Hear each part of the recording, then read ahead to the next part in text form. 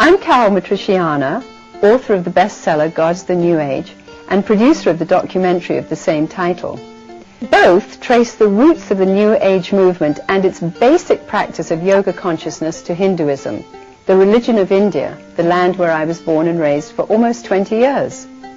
Recently, I returned to India and had the opportunity to interview yogis who train their followers through various physical and mental exercises, and I questioned them about yoga's transformation. I also asked Indian experts if the practice of yoga consciousness could be separated from its Eastern spirituality and used as physical fitness only.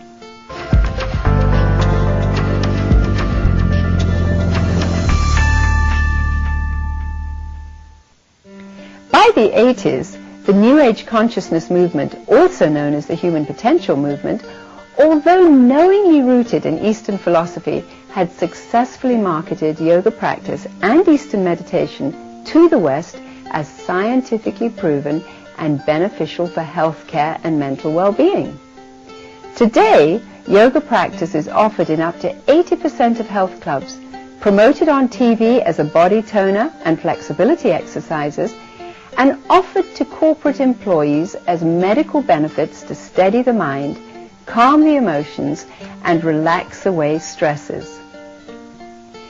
Once essentially recognized by the Church as part of the Hindu religion, today yoga is being practiced by Christians and promoted in many forms of exercise as Christian mind-body fitness and as a spiritual vehicle able to enhance a richer Christian walk. How did India's Eastern mysticism gain access into the West in so short a time and appear to totally change its very heart and message? For some answers, we need only go back to the 1960s, the birth of the hippie generation, the psychedelic drug culture of hallucinogenic drugs, and the heroes of an era, the Beatles. The Beatles, the biggest musical act of the 20th century, a phenomenon of the 1960s who influenced the 70s and changed the music industry, visual media, and social awareness forever. In the 60s, the talented four from Liverpool, England, John Lennon, Paul McCartney, George Harrison, and Ringo Starr, popularized an innovative musical sound from their hometown on the Mersey River. Within a decade, they were the prominent developers of 60s music, including folk, rock, reggae, blues, hard rock, and a musical genre called psychedelia, inspired by attempting to replicate altered states of consciousness through visuals, lyrics, and sound. Let me tell you how it will be. There's one for you, 19 for me.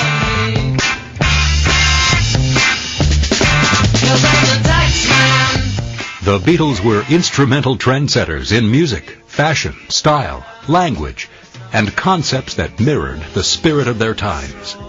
They were of the generation involved in drug experimentation and a search for mystical experience.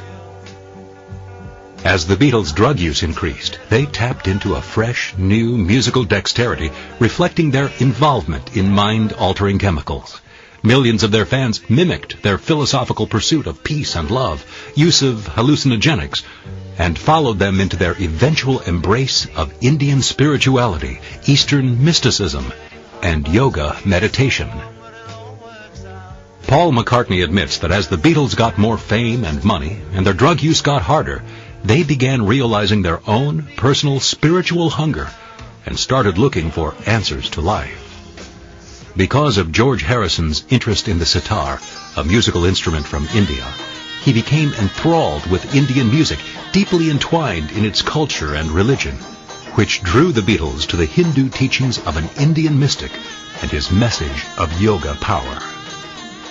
In 1967, the Beatles introduced Hinduism's yoga consciousness to their fans when they journeyed to Rishikesh, India, home of Maharishi Mahesh Yogi, founder of Transcendental Meditation, which soon became known to millions as TM.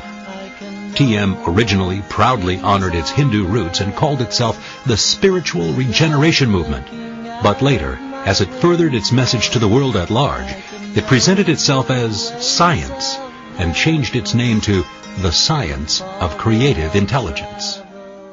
John Lennon told the world press, "We're going to India to study transcendental meditation properly.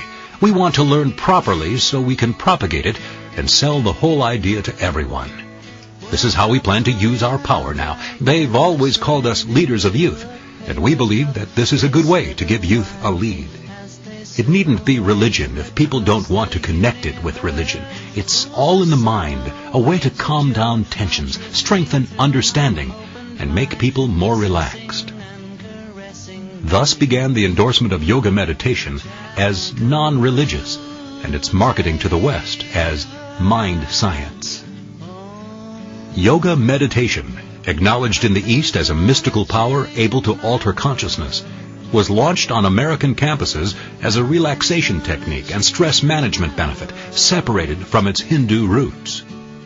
The lure of Eastern mysticism continued to grow as the hippie generation recognized similarities in yoga's altered states and those attained by drug use. Hinduism's leniency on drug use for religious trances was welcomed, as was its capability to shift states of consciousness without necessarily using drugs. George Harrison became a dedicated member of Hinduism's Hare Krishna consciousness movement, established by Swami Prabhupada.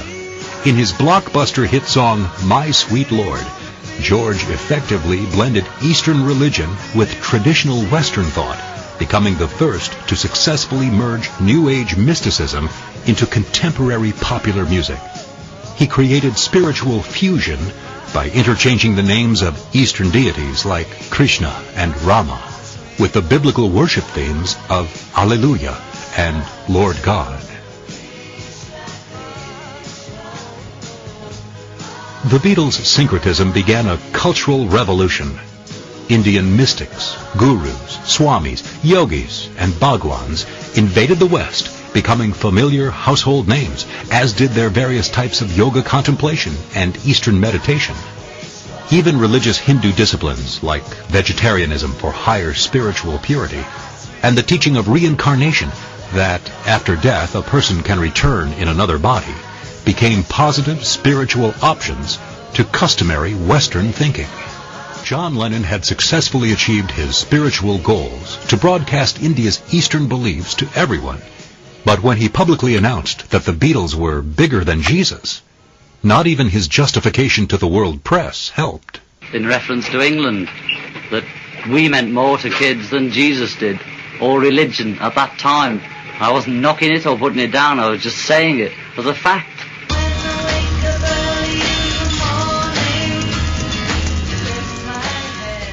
His comment launched a global backlash against the Beatles.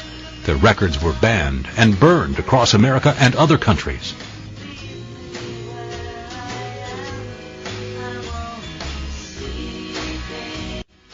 But the 60s social and spiritual upheaval was already underway, with the Beatles playing an instrumental part in it. The Beatles' religious and political influence had far-reaching effects into the 70s and with generations to come. The religious political syncretism they began with the amalgamation of Eastern spirituality combined with Western culture is still rapidly gaining global acceptance today.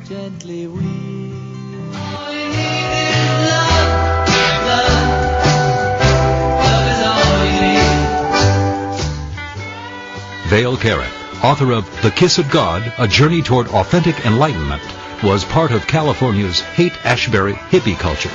Like the Beatles, she experimented in psychedelic drugs. While enjoying the mind-expanding experience of altered states, but wanting to escape the physical risks of intense drug abuse, Vale decided to follow the Beatles' mystic teacher Maharishi Mahesh Yogi and became a teacher of transcendental meditation known as TM. I was really fertile ground, or really ripe or open for something like TM, and when it came to the Berkeley campus, well advertised with big posters and everywhere as a 5-year plan to bliss consciousness, I took the bait just like that.